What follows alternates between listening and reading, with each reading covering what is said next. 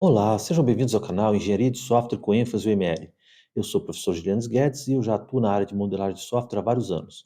Eu tenho 4 livros publicados sobre o assunto e eu já ministrei diversas palestras e cursos técnicos sobre modelagem de software utilizando a linguagem UML.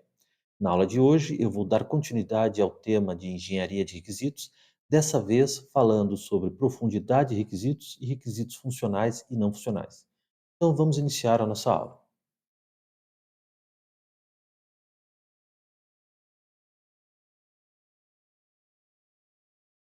Então, vou falar sobre profundidade dos requisitos. Os requisitos eles podem ser descritos em diversos níveis de detalhe e profundidade. Então, uma forma de classificar os requisitos é em requisitos de negócio, requisitos de usuários e requisitos de sistema ou requisitos de solução.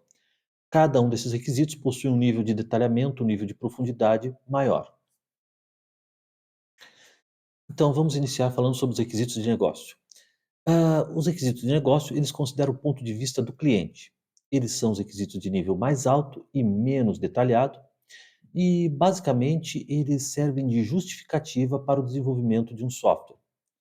Ah, Eles determinam qual será o lucro, qual será a vantagem, quais serão os benefícios para a empresa do desenvolvimento do software ou qual será o prejuízo evitado se o software for desenvolvido. Então, esse tipo de requisito está ligado diretamente ao âmbito do domínio do problema.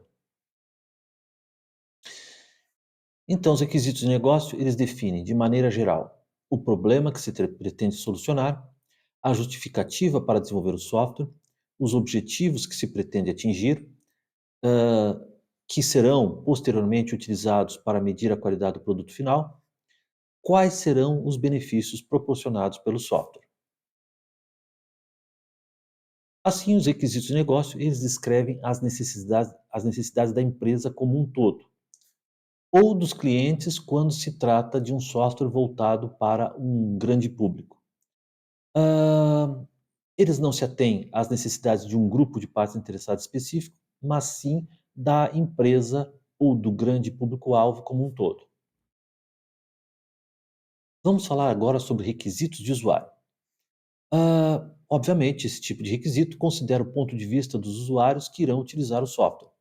São uma ligação entre os requisitos de negócio e os requisitos de sistema. Ah, Eles ainda apresentam uma descrição em alto nível das necessidades de cada ator que irá utilizar o software, mas já com seu nível de detalhe um pouquinho maior. Bom, mas o que são atores? Como já foi falado em outros vídeos, um ator ele representa um grupo de usuários que interpretam um papel quando utilizam o software. Como, por exemplo, o papel de gerente, o papel de programador ou o papel de digitador. Cada um desses papéis possui um nível de permissão maior ou menor e utilizam determinadas funcionalidades, têm acesso ao maior ou menor número de funcionalidades.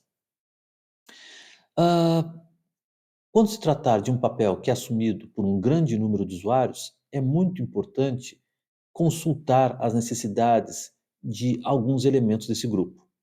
Na verdade, deve-se fazer isso para todos os papéis, mas principalmente quando é um papel que tem um grupo de usuários muito grande. Ah, então, os usuários eles costumam ser bastante críticos para o sucesso do produto. Muitos usuários não veem o desenvolvimento de um software novo com bons olhos. Eles não gostam da ideia de ter que aprender um software novo. Eles estão acostumados com talvez um software antigo que pode ter problemas, mas eles conhecem. Então, é necessário uma dedicação maior para a identificação dos requisitos de usuário. E é importante trazer os requisitos de usuário para o lado da equipe de desenvolvimento, convencendo os usuários que o software irá auxiliar, melhorar o trabalho deles, irá melhorar a vida deles. Trazer os usuários para o lado da equipe é importante, porque em algumas situações os usuários podem até tentar sabotar o desenvolvimento do software por não gostarem de ter que aprender um software novo, de ter que despender horas de treinamento, esse tipo de coisa. Então, os requisitos de usuário eles definem como o usuário irá interagir com o sistema e o que o sistema deverá fazer para o usuário. Esse tipo de requisito ele pode ser expressado por meio de casos de uso. Casos de uso eles são bastante bons para demonstrar as interações entre o usuário e o sistema, e também para detalhar os diversos cenários que os usuários, hã, por meio dos quais os usuários interagirão com o software.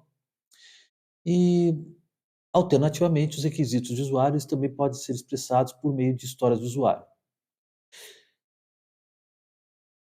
Então, existe um outro problema, que é o de conseguir levantar, descobrir os requisitos dos usuários, porque isso não é uma tarefa muito fácil, porque os usuários, às vezes, eles não sabem o que eles querem, as necessidades, eles não sabem expressar suas necessidades, de maneira concreta, as ideias que eles têm sobre as necessidades deles são vagas e nebulosas. Então é função do engenheiro de requisitos traduzir essas necessidades em conceitos concretos, tangíveis, compreensíveis. Isso não é uma tarefa fácil. Muitas vezes o engenheiro de requisitos tem que ajudar os usuários a se expressarem, a formalizarem as suas necessidades e até sugerir funcionalidades que seriam úteis para os usuários. Então, os requisitos do usuário, eles devem ser enfocados no início, porque isso permite estabelecer, logo no início do desenvolvimento, as necessidades desses usuários. E quando se for levantar os requisitos, como eu já falei, os requisitos de usuário, obviamente, como eu já falei, é importante convencer os usuários da importância do sistema para eles. É importante trazer os usuários para o lado da equipe de desenvolvimento, convencer eles que isso vai ser bom para eles, que vai auxiliar, que vai melhorar o trabalho deles. Hã, então, os usuários, às vezes, eles são reticentes quanto ao desenvolvimento de um novo software, eles podem não gostar da ideia, porque talvez eles já usem o sistema anterior, que pode não funcionar tão bem, mas eles conhecem, e porque simplesmente eles não querem aprender algo novo. Muitas pessoas não gostam de aprender algo novo, exceto se isso estiver dentro da sua área de interesse. Então, eles não gostam de ter que gastar muitas horas, às vezes dias, sendo treinados para aprender a desenvolver um software novo.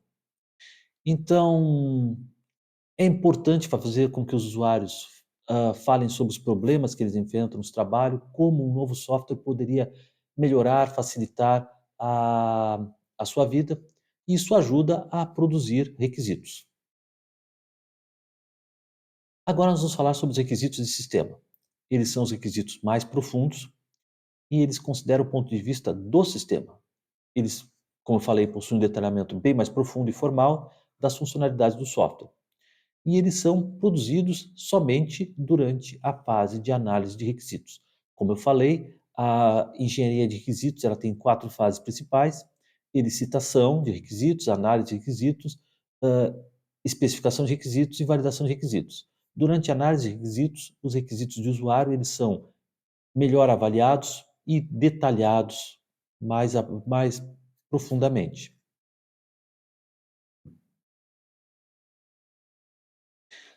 Os requisitos de negócio e os requisitos de usuário, eles também são analisados, melhorados e até corrigidos durante a análise de requisitos.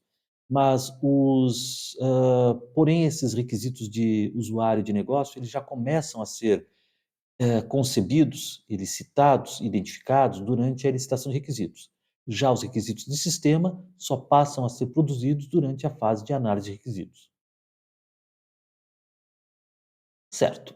Agora eu vou falar sobre requisitos funcionais. Os requisitos funcionais, como o nome diz, eles expressam funcionalidades explicitamente declaradas.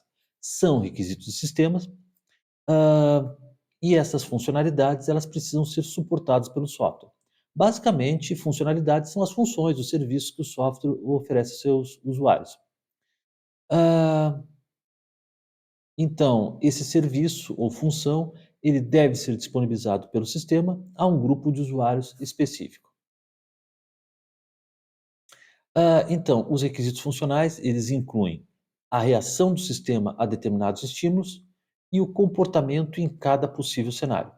Então, os requisitos funcionais, eles descrevem aquilo que o software precisa fazer, aquilo que o software precisa oferecer a seus usuários. E nós temos os requisitos não funcionais. Os requisitos não funcionais, eles estabelecem restrições ao funcionamento de um software. hã, que podem ser as condições às quais o software deverá se adequar e obedecer. Na verdade, existem 3 tipos de requisitos não funcionais. Os requisitos não funcionais mais comuns são os requisitos de produto, que identificam características mais gerais que devem ser atendidas pelo software como um todo ou por grande parte dele, como usabilidade, desempenho, escalabilidade, confiabilidade, portabilidade, manutenibilidade, segurança, proteção, entre outros. Então, esse tipo de requisito, ele também pode definir condições para que o software seja desenvolvido. Por exemplo, ferramentas, processos e o ambiente de desenvolvimento. Nós vamos falar um pouco sobre cada tipo de requisito não funcional. Então, os requisitos não funcionais, eles definem condições, atributos e características que o software precisa suportar, de tal maneira que as funcionalidades atendam às necessidades e expectativas das partes interessadas. Então, requisitos não funcionais, eles descrevem como o software deve ser de maneira geral. Então, os requisitos não funcionais, eles podem ser classificados em três grupos: requisitos não funcionais de produto, requisitos não funcionais organizacionais e requisitos não funcionais externos. Vamos falar um pouquinho sobre cada um deles. Os requisitos não funcionais de produto são os requisitos mais conhecidos ou mais comuns. Eles são complementares aos requisitos funcionais e enfocam, determinam fatores de qualidade para o produto. Então, eles muitas vezes eles são também chamados requisitos de qualidade.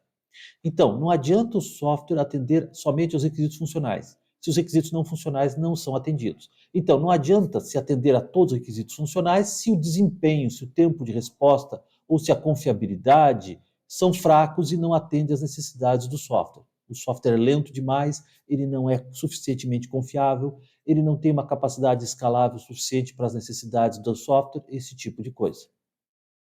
Hã, aqui nós vamos falar nós temos algumas listas, alguma lista de alguns elementos ao que podem ser classificados como requisitos não funcionais, como por exemplo, desempenho, confiabilidade, escalabilidade, segurança, proteção, usabilidade, manutenibilidade, portabilidade, acurácia e eficiência. E essa lista é não exaustiva, existem outros tipos de requisitos não funcionais.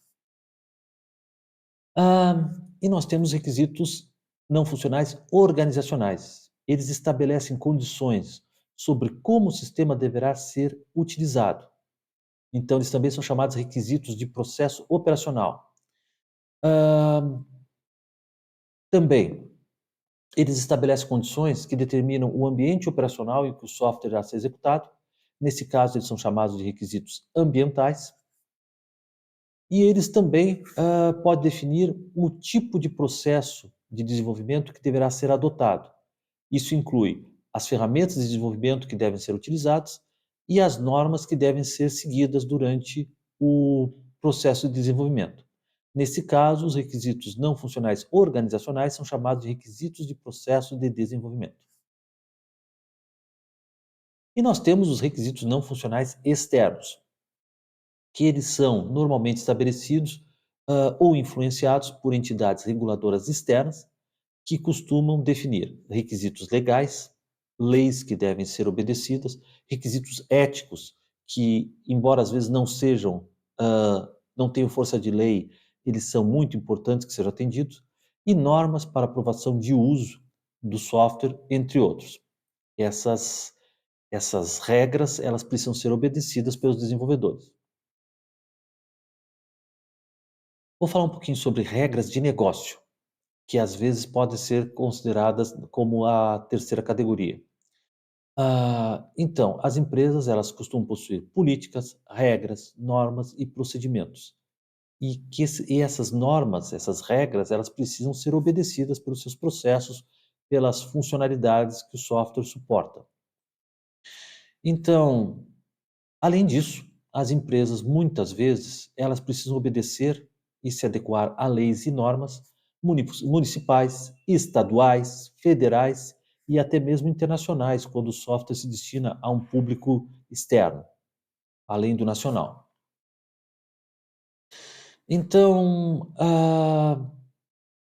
e também existem situações em que a empresa ela precisa satisfazer, obedecer e se adequar a regras, normas, comportamentos e condições que, embora possam não ter força de lei, elas são estabelecidas por órgãos de controle, por sindicatos, por organizações e outras instituições e precisam ser igualmente atendidas.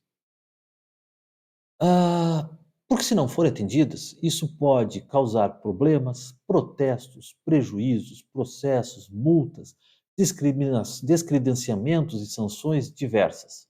Por quê? Ah, porque às vezes, aliás, vamos primeiramente falar, isso é válido também para softwares que se destinam a grandes públicos, porque eles devem, obedecer a normas, leis e comportamentos que são exigidas por órgãos e instituições públicos e privados. Hã, e em outras situações existem regras que não estão escritas ou não são oficiais, mas que elas precisam ser obedecidas, precisam ser atendidas, porque se não forem, isso pode ser considerado inaceitável para o público-alvo ou por pessoas ou entidades que estejam relacionadas a esse público-alvo, como, por exemplo, pais, familiares, grupos socioculturais, escolas, congregações religiosas, esse tipo de coisa. Então, às vezes, por exemplo, em se tratando de um jogo, pais ou familiares podem não ficar, hã, confortáveis que os seus filhos utilizem um jogo, porque ele não, hã, obedece a certas regras, não atende a certas convenções sociais. E isso pode forçar com que o software seja retirado do mercado e até mesmo causar a falência da empresa que o desenvolveu. Então, as regras de negócio, elas estabelecem como os requisitos devem ser implementados, estabelecendo normas, práticas, condições, restrições e validações, e essas normas precisam ser respeitadas por funcionalidades específicas e, eventualmente, pelo software como um todo. E, nesse sentido, as partes interessadas do tipo reguladoras, elas têm normalmente uma influência muito forte na definição dessas regras de negócio. Agora vamos falar sobre alguns exemplos de regras de negócio. Por exemplo, em um sistema de controle bancário, pode haver uma regra de negócio em que se estabelece que é preciso ser maior de 18 anos para abrir uma conta corrente. Em um sistema de biblioteca, só se permite fazer um empréstimo de livros se o sócio não tiver atingido o limite máximo de empréstimos e não tenha nenhum livro emprestado em atraso. Então, são regras de negócio que precisam ser atendidas por determinadas funcionalidades. E então, nós terminamos a segunda parte sobre engenharia de requisitos. Eu espero que esse vídeo tenha sido útil para vocês. Se vocês gostaram do vídeo, peço que compartilhem com quem possa ter interesse. E se ainda não estão inscritos, eu gostaria que você se inscrevesse no canal e também, se fosse possível, que vocês curtissem esse vídeo. Obrigado pela atenção. Nós nos vemos nas próximas aulas.